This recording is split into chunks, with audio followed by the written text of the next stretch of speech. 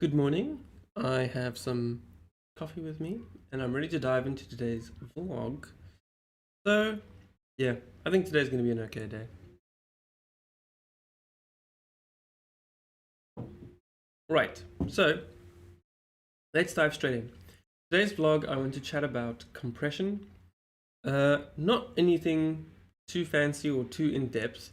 I just want to go over the basics of what compression does and why we try and sometimes apply it tastefully in recordings and where we want to try and kind of avoid the effect of compression. So I've got a project open over here to try and help more clearly demonstrate this. This blue recording over here, which Jess is playing in, I recorded my phone.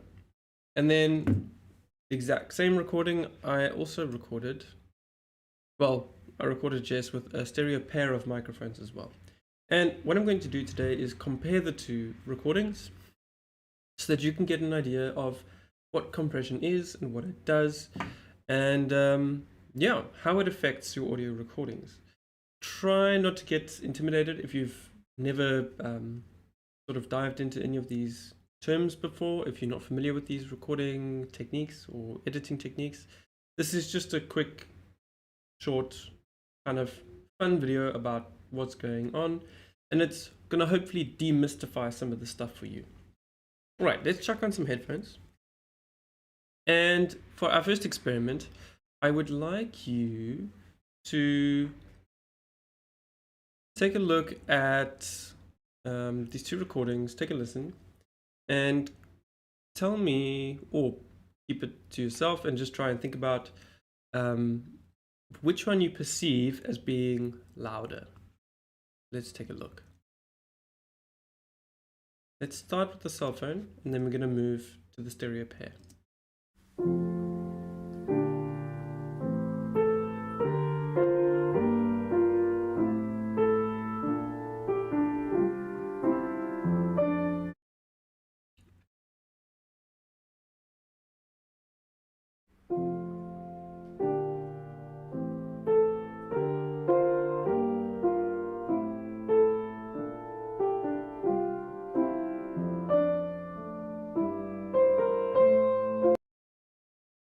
All right, so you would be forgiven for thinking that the cell phone recording was louder.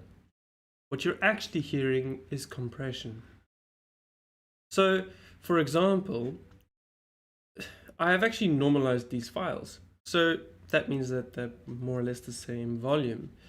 So it's not as if one file is louder than the other. It's just the effect of compression. So there is a way to measure loudness. So let's do that quickly. We're going to measure the loudness of this first recording after some coffee.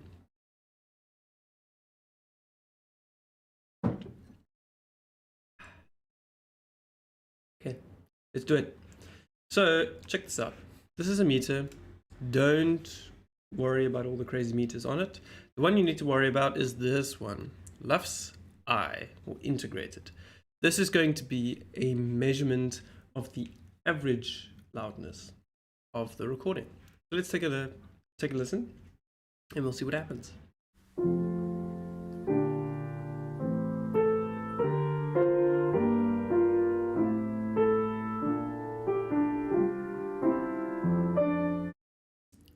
All right, so we're hovering at minus 13.7. Let's take a listen to the stereo pair. Keep that number in mind, minus 13.7.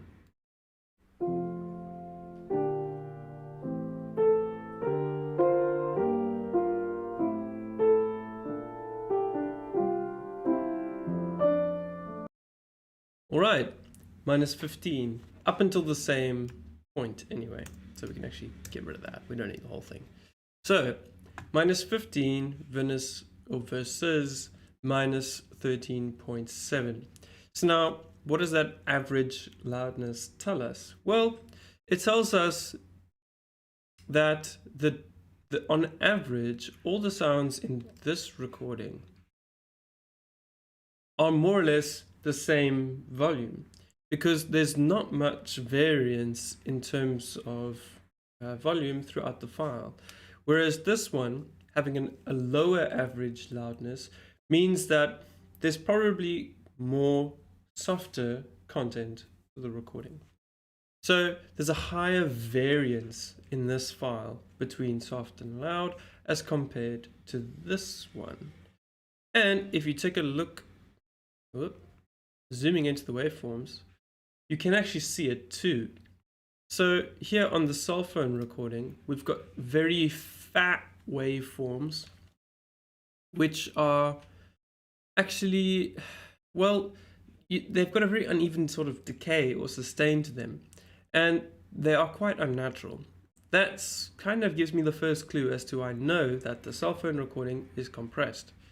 Whereas with the stereo pair, you've got a much more natural decay shape. So now I'm going to apply some compression to, well, before I apply some compression, let me show you what compression actually does. So I'm going to open up the compressor on the stereo pair track, and I'm going to teach you sort of what a compressor does. Now, don't let all the meters and buttons and knobs sort of intimidate you. Just keep your eyes on this big red meter, this one over here. Now, what a compressor actually does is it sets a threshold. Then, whenever the sound recording goes above that threshold in terms of volume or gain, the compressor grabs hold of it and says, no, bad sound file, you're not allowed up here, get softer. So that's what a compressor does. Anything above a certain threshold, it actually makes softer or compresses the waves. Okay, so that's kind of weird. How come the compressed cell phone recording is on average louder, and we perceive it as louder if it's the compressed one and a compressor makes things softer? Well, I'll show you. The compressor also has this output mix function, which once you've made your file softer or made the peaks of your file softer, then you can shove up in volume the whole file, which then would account for the higher average loudness you would experience with something like a cell phone recording. Right, so let me just show you the compressor in action. So we're going to listen and play. Watch this red meter.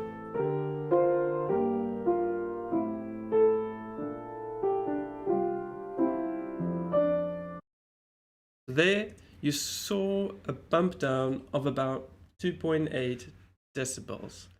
Now I'm going to reduce the threshold some more and apply gradually more and more compression.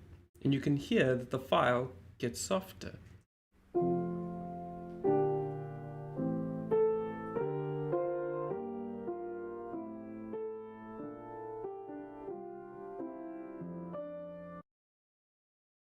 The file also sounds more and more unnatural. So let's try and apply these effects to a new take so that you can see what effect this has on the waveforms. So here we go. We've got a stupid amount of compression on this file, and let's render it as a take. And you can see that the file is much softer on average. But we want to see the waveforms, so let's normalize this and take a look at what's actually going on. All right, that should be your clue.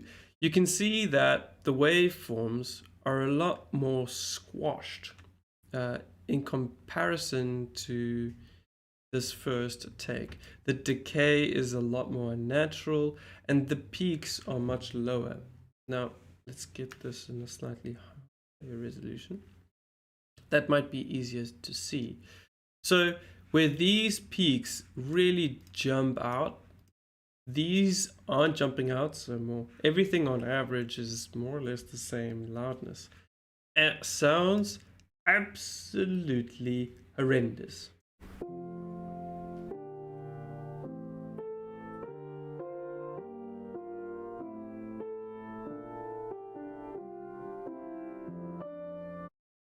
Absolutely awful.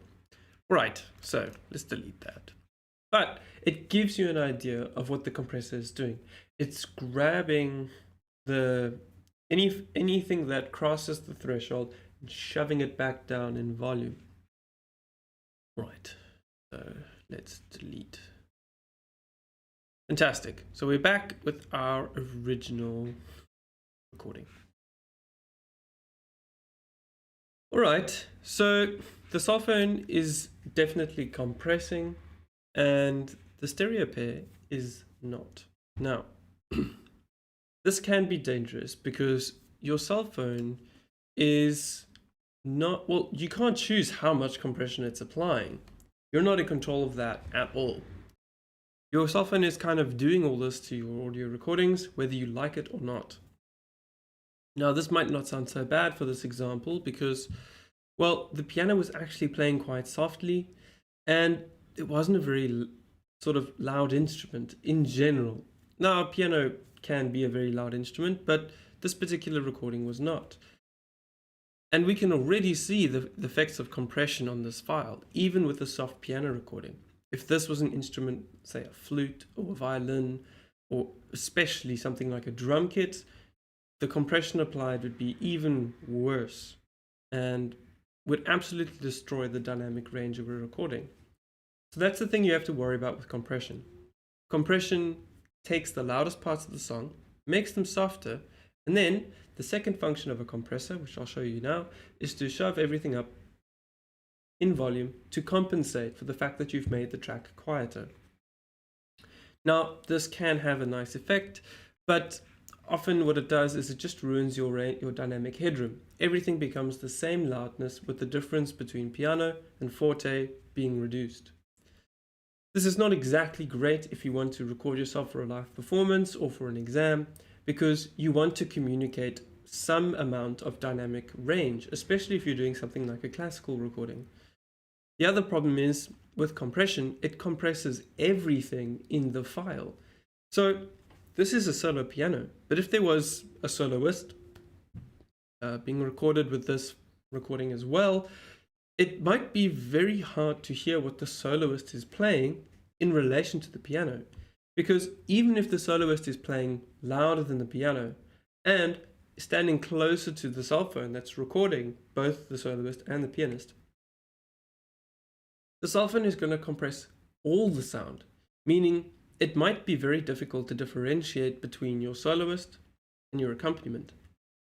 This is why recording with separate microphones and stereo pairs is actually so useful. Because if you are doing an exam recording where you have to play with an accompanist, you need to record the instrument separately so that when you mix all the sound files together and come up with a nice mix, you can actually highlight what the soloist was playing and put the accompanist a little bit more in the background to make sure that you're not going to have any kind of lack of clarity from your recording.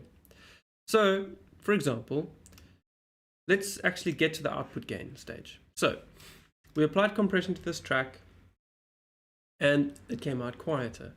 Now, let's just adjust this so it's not so crazy.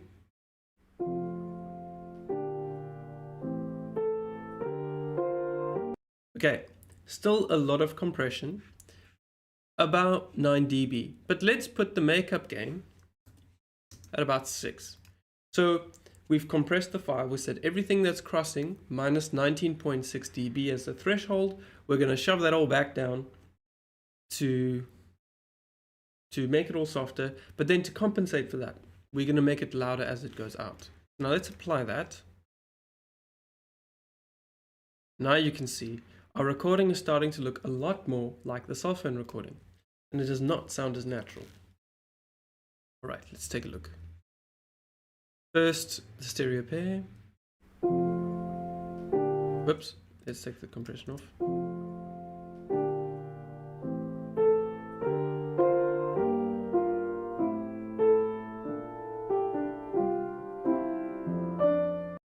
All right, and now the compressed version.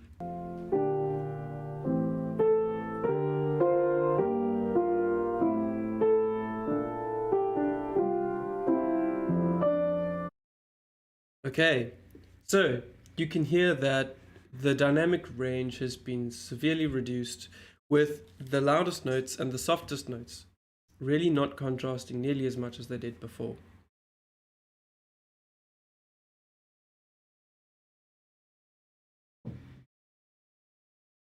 All right, so what does this mean? Okay, this is obviously too much compression, and it seems to me that it's perhaps a little bit more compression than the cell phone has applied, but not by much. It's quite similar sounding, at least to me, my ears, as the cell phone recording.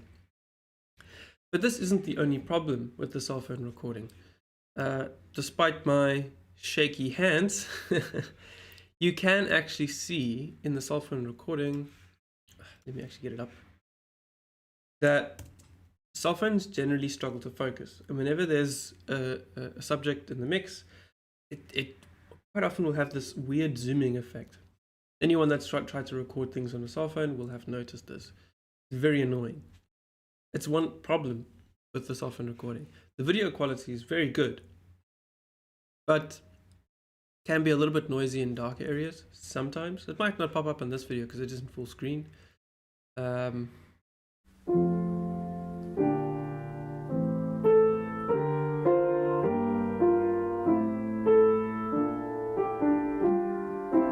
Yeah, it might be difficult to tell on the stream, because this obviously is going through my streaming software first and then through YouTube and all that other stuff. But there is a little bit of noise in the cell phone picture, although not nearly as much as to make the picture horrible.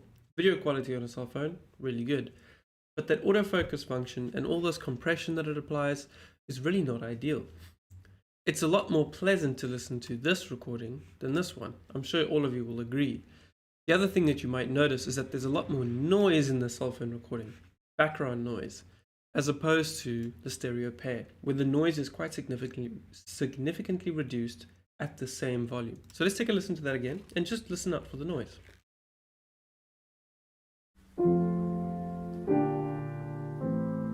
That hiss at the background.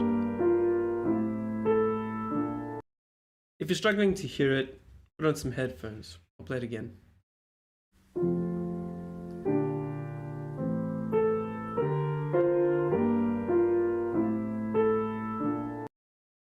Compared to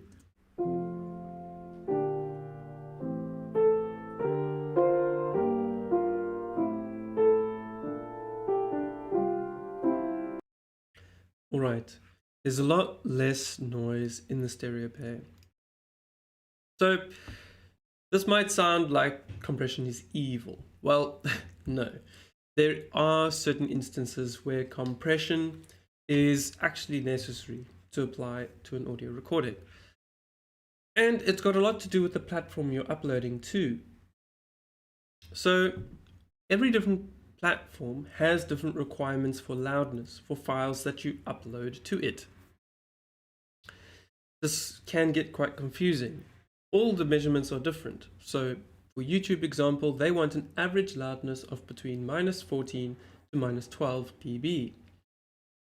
Spotify, -14, Apple Music, -6, and every different platform has a different requirement. I think Facebook is -12. So if you say record, if you make a recording that's at -6 dB and you upload it to YouTube, YouTube is going to squash that recording by about 6 dB so that it is loud enough for their platform.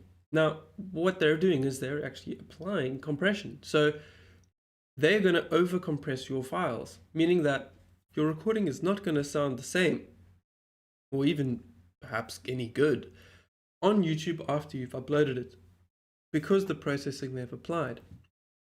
So it's important to figure out, okay, how can we adjust the average loudness of our files to make sure that when we upload them to a platform, the integrity of those files stays intact. All right, so a compressor isn't evil. It does have some musical uses. Now, for example, the really loud parts of this waveform, there's quite a difference between that waveform to this one. It's much reduced in the cell phone recording, but that's a little bit too much compression. We don't want that much.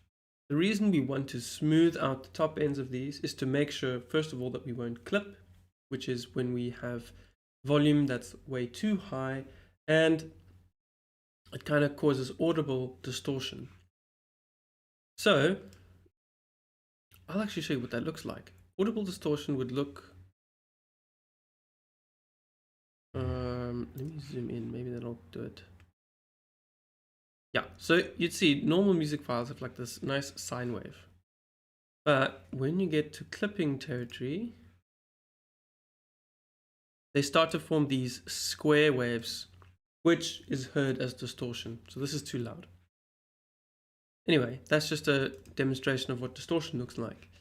But we want to reduce the dynamic range of the recordings just at the very extremes. So if we go through this recording, we're going to set the ratio down, which is going to affect our compressor in how gentle it's going to be on the recording. The higher the ratio, the rougher the compressor is going to handle the file, and the more it's going to, it'll shove down the recording to a softer level with a lot more strength the higher your ratio is. Make your ratio lower, it'll do it a little bit more gently. So let's set a gentle amount of compression just to control the highest peaks of this audio recording.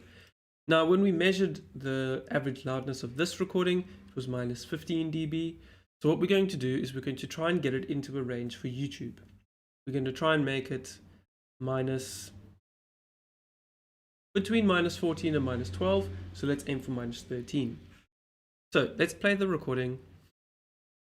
And what we're going to do is bring down the compressor's threshold until we are just grabbing only the very tops of the super loud parts.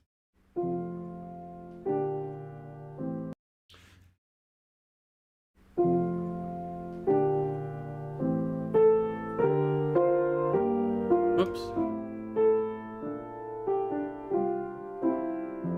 Let's try that again.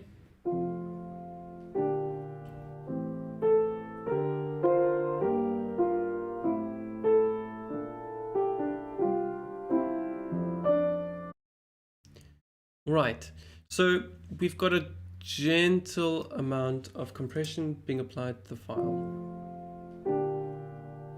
You can see here, 1.8 quieter, 0.6 quieter, 0.1, 2 decibels quieter.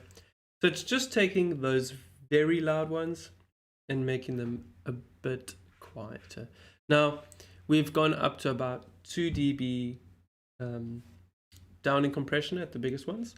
So let's just go up at the end to compensate for that, making the file a little bit quieter by 1 dB,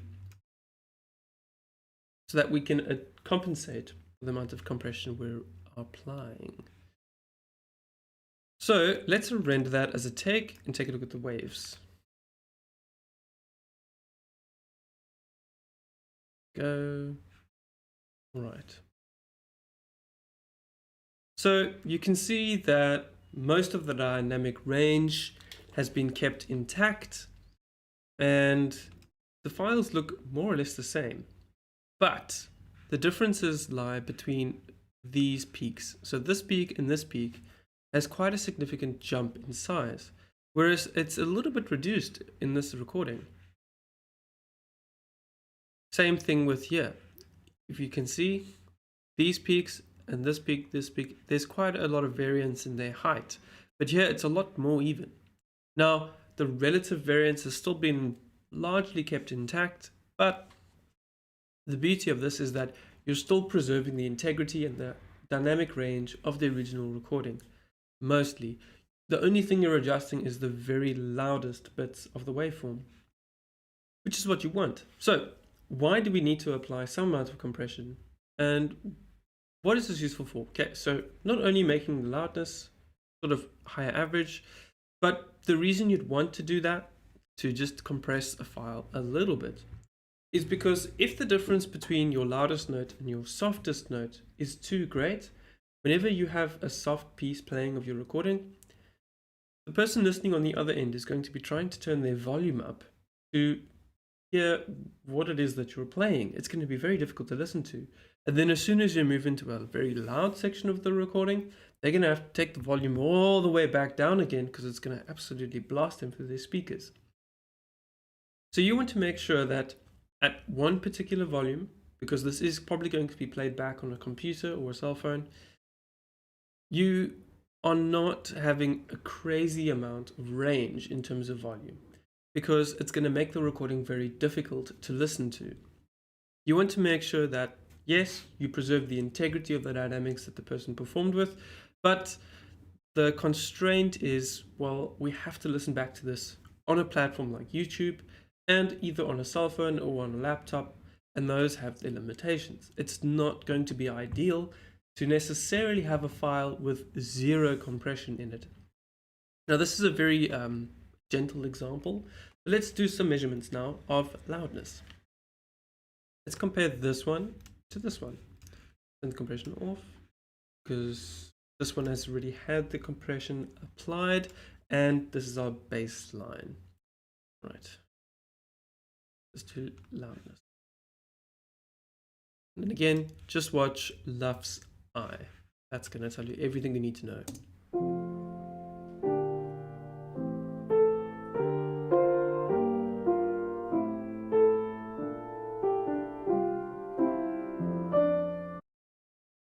All right, about minus 14.9, a little bit too soft for YouTube.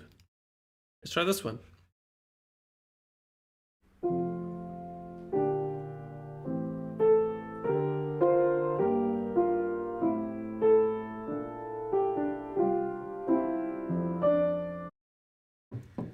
All right, minus 14.1, a little better.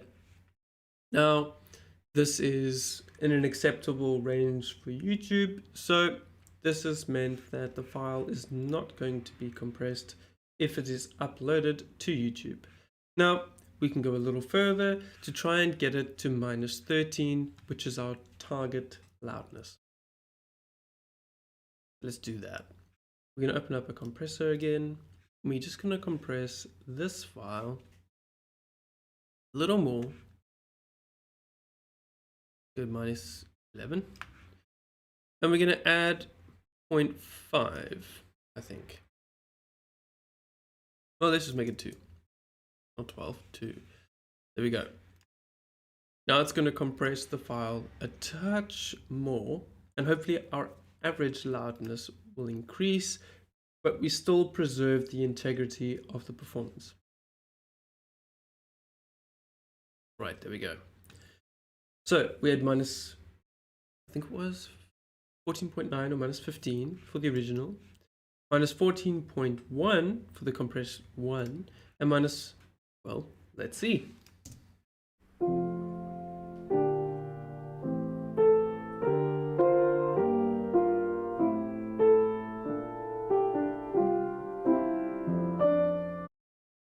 Right, minus 13.4. Much better for a platform like YouTube, pretty much exactly where they had wanted. And if we compare the waveforms, let's do that. We can see that the integrity is largely kept. It's not as compressed, for example, as this recording with the cell phone. And the difference between the loudest and softest notes, it's still there, but just the worst of the loudest notes have been tamed. And it means that the recording will be a lot easier to listen to on a device like a laptop or a computer. So let's give it a listen, and you can hear that it actually still sounds pretty good.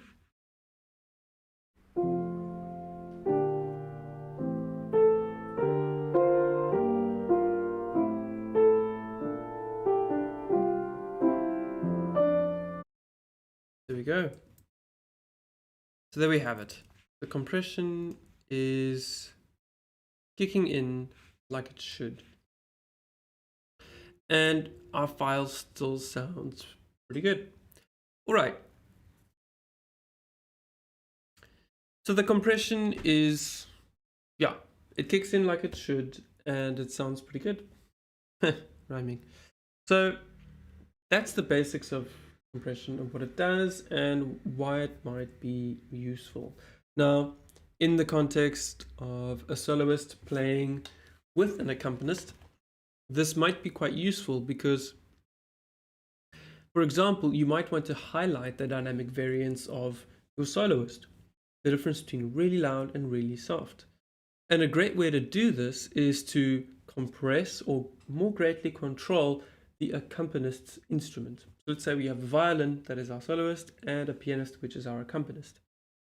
We don't want the piano's levels jumping up too loud so that they overwhelm the violinist. We want to make sure that we control the level of the piano so that the violinist or the soloist is audible at all times, clearly audible, even if she's playing softly. A great way to do this is to compress the accompanist track, let's say the pianist. Maybe a little bit more than what we're doing over here. What that will do is it will make sure that the pianist never overwhelms the violinist in the recording, making it much easier to hear what the soloist is playing in relation to the accompanist. Now, this doesn't destroy the dynamic range of the accompanist at all. You still keep everything that's going soft. What you're just doing is making sure that the worst of the loudest notes are not going to overwhelm the soloist. So that's an example of where compression can actually be quite useful. It allows us to highlight certain performers and make them stand out. The other thing that might well happen with something like a compressor is if there's perhaps your soloist needs a little bit of compression just to make sure that on average they are louder than the accompanist.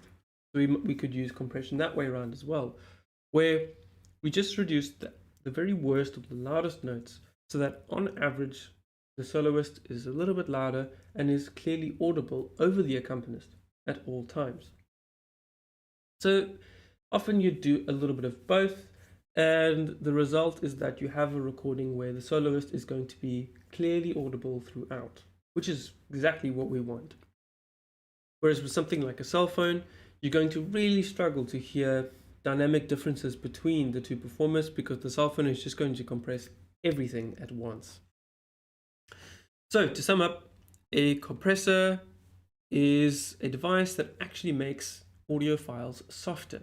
If they exceed a threshold, it goes, no you don't, and makes them quieter.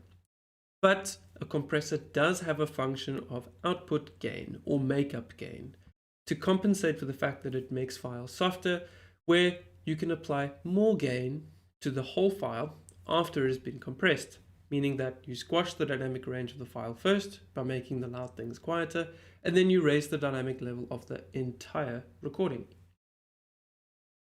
Now, with something like a cell phone, the danger is that a cell phone applies often too much compression, and it becomes very difficult to hear the dynamic range of the instruments being recorded. But there are upsides too, in that if you tastefully apply compression gently and with a careful ear, you can really enhance the quality of a recording that is specifically for its use. You can also do this to compensate for the fact that different platforms specifically request different loudnesses. And if you submit something to YouTube that is too loud, it's simply going to compress your file some more.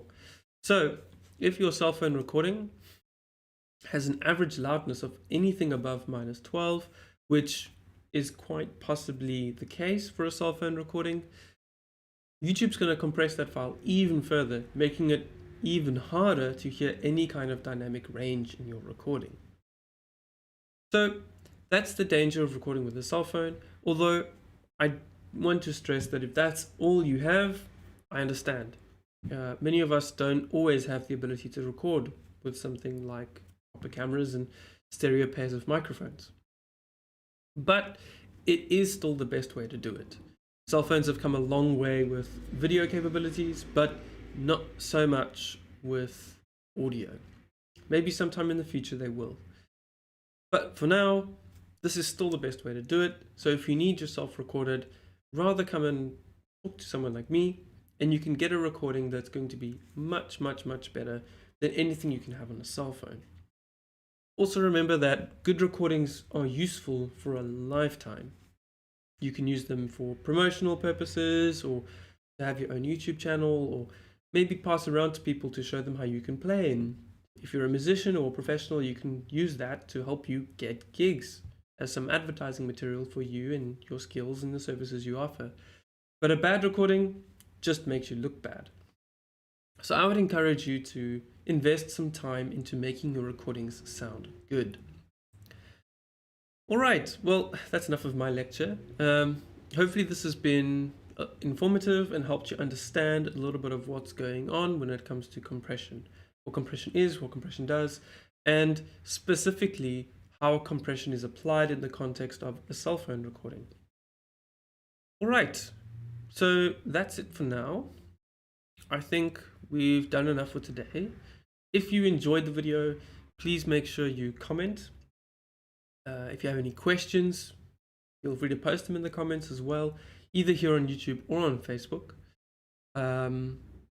Yeah, I think that's where we're going to leave it for today.